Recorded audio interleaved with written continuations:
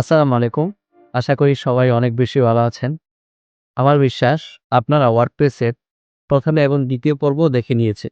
যদি এই ২ টি পর্ব আপনি দেখে থাকেন তাহলে ৩য় পর্বটি কোথায় থেকে শুরু করব অবশ্যই বুঝতে পারছেন। ৩য় পর্বে আমরা জানব ওয়ার্ডপ্রেসের ড্যাশবোর্ড সম্পর্কে। এই ড্যাশবোর্ড সম্পর্কে জানার পূর্বে আমরা একটা উদাহরণ দিই। উদাহরণটা হচ্ছে গিয়ে আমরা ফেসবুকে যখন পোস্ট করতে যাই, ভিডিও হোক, অডিও, কনটেন্ট, টেক্সট যাই পোস্ট করি না কেন, এই পোস্ট করার জন্য শর্ত হচ্ছে আমাদের ফেসবুকটাকে প্রথমে লগ ইন করা। ঠিক এমনইভাবে আমরা একটা ওয়ার্ডপ্রেসের ড্যাশবোর্ডের মাধ্যমে একটি ওয়েবসাইট তৈরি করব। আর এই ড্যাশবোর্ডের মাধ্যমে video, audio, text, content, image ইত্যাদি বিষয়ের সমস্ত কিছু মেইনটেন্যান্স এই ড্যাশবোর্ড থেকে করা হয়। এই ড্যাশবোর্ডকে অনেকেই control panel, admin panel, dashboard ইত্যাদি বলে থাকে। এই সবগুলো বিষয় একটাই, যার মাধ্যমে একটা ওয়েবসাইটকে ম্যানেজ করা হয়। বাকি বিষয়টা আমি প্রতীকী আপনাকে লাইভে দেখানোর চেষ্টা করব। তাহলে চলুন স্ক্রিনে যাওয়া যাক। আচ্ছা, এই তো আমরা চলে আসলাম ওয়ার্ডপ্রেস ড্যাশবোর্ডে। তো এখান থেকে আমরা এই প্রতিটি এলিমেন্টসের বা প্রতিটি মেনু বারের ব্যবহার জানবো। তো প্রথম একটা দেওয়া আছে ড্যাশবোর্ড। ড্যাশবোর্ড হচ্ছে গিয়ে এমন একটা জায়গা, এমন একটা স্থান যেখানে প্রতিটি বিষয় মানে এটার ভিতরে কি আছে ছোট সামারি আকারে এখানে উপস্থাপন করা থাকে। এই নিচে যদি চাই আপনারা আমরা এক এক করে সবগুলো বিষয় দেখতে পারবো। তারপর হচ্ছে হোম, মানে ড্যাশবোর্ডের হোম হচ্ছে এটা, এই বিষয়টা এখানে দিয়ে রাখছে। তারপর হচ্ছে যে আপডেট, মানে অলরেডি ১৭টা আপডেট চলে আসছে। আপনার ওয়েবসাইট যখন আপনি এটাকে তৈরি করবেন তখন ওয়েবসাইটে বা আমাদের বিভিন্ন প্লাগইন থিমের আপডেট আসবে। তো এই আপডেটগুলা এখান থেকে আমরা কাজ করতে পারবো। আমরা যেখানে এটা ক্লিক করে তাহলে আপডেটগুলা কোথা থেকে আসছে এটা দেখতে পারবো। ঠিক আছে? তারপর হচ্ছে গিয়ে পোস্ট। পোস্টের মধ্যে আসলে কি থাকে? এটা ওয়েবসাইটের মধ্যে ২ ভাবে কনটেন্ট থাকে। একটা হচ্ছে পেজ আকারে, একটা হচ্ছে পোস্ট আকারে। পোস্টের কনটেন্টগুলো মূলত ব্লক আকারে তৈরি করা হয়। যেমন অ্যাম এখানে অল পোস্ট আছে। আমরা কতগুলো পোস্ট করছি সমস্ত পোস্টগুলো এখান থেকে দেখতে পারবো। নতুন পোস্ট এড করতে চাইলে এখান থেকে এড করতে পারবো। এবং এই যে পোস্টগুলো এড করছি, এই পোস্টগুলোর ক্যাটাগরি কি হবে? এই ক্যাটাগরিটা আমরা নতুন করে এখান থেকে ক্যাটাগরি তৈরি করতে পারবো। ট্যাগ দিতে পারবো। প্রতিটি বিষয় যখন আমি লাইভে কাজ করব তখন আপনারা অবশ্যই প্রতিটি বিষয় খুব সুন্দরভাবে স্মুথলি বুঝে যাবেন। হ্যাঁ? তারপর হচ্ছে যে মিডিয়া।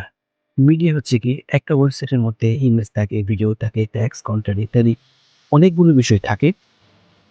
এই সমস্ত বিষয় যখন আমরা ওয়েবসাইটে আপলোড করবো তখন এগুলো মিডিয়াতে আসবে। ঠিক আছে? একটা ওয়েবসাইটে যতগুলা ছবি থাকে, যতগুলা ভিডিও থাকে সবগুলো আমরা মিডিয়া থেকে পাবো। হ্যাঁ? তারপর হচ্ছে পেজ।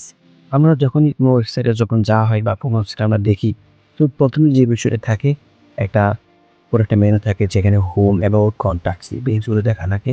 যে পেজগুলো মূল ও ভিত্তি হয়ে থাকে একটা ওয়েবসাইটের, এই পেজগুলো এই জায়গা থেকে তৈরি করা হয় আরকি। তারপর হচ্ছে কমেন্ট সেকশন। এই কমেন্টসের মধ্যে যখন কোনো ব্যক্তি আমার ওয়েবসাইটে আসবে তখন তার ওয়েবসাইট নিয়ে বা তার কোনো প্রশ্ন থাকলে সে যে মতামত প্রকাশ করে তাহলে এই বিষয়টা কমেন্টস থেকে দেখতে পাবো।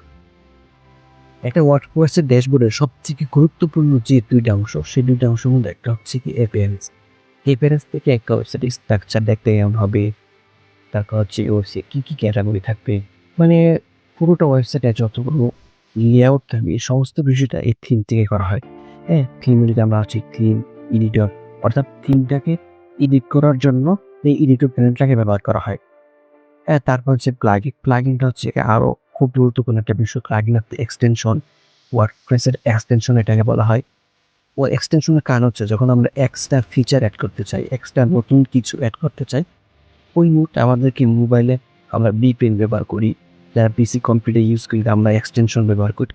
ঠিক এক্সটেনশন ব্যবহার করার মাধ্যমে যে এক্সট্রা কিছু ফেসিলিটি পাই, ঠিক এরকম যে প্লাগইনটা একটা ওয়েবসাইটের মধ্যে যখন আমরা নতুন করে কোনো কিছু সাজাতে চাবো বা নতুন একটা ফিচার যুক্ত করতে চাবো, তখন এই প্লাগইনের মধ্যে আমরা এক্সটেনশন ব্যবহার করবো। এজন্য মূলত প্লাগইনটা ব্যবহার করা হয়। তো এটা নিয়ে অনেক বেশি হতাশ হওয়ার কিছু নাই।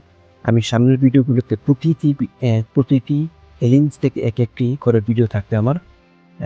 কীভাবে ব্যবহার করতে এই বিষয়টা আমি দেখাবো। তারপর হচ্ছে ইউজার্স। একটা ওয়েবসাইট কতদিন এটাকে ম্যানেজ করছে বা কতজন ব্যক্তি কোথায় থেকে কাজ করছে। এই বিষয়টা ইউজার্স এড করা থেকে শুরু করে ইউজারকে রিমুভ করা, এই সমস্ত বিষয় এখান থেকে করা যায় আরকি।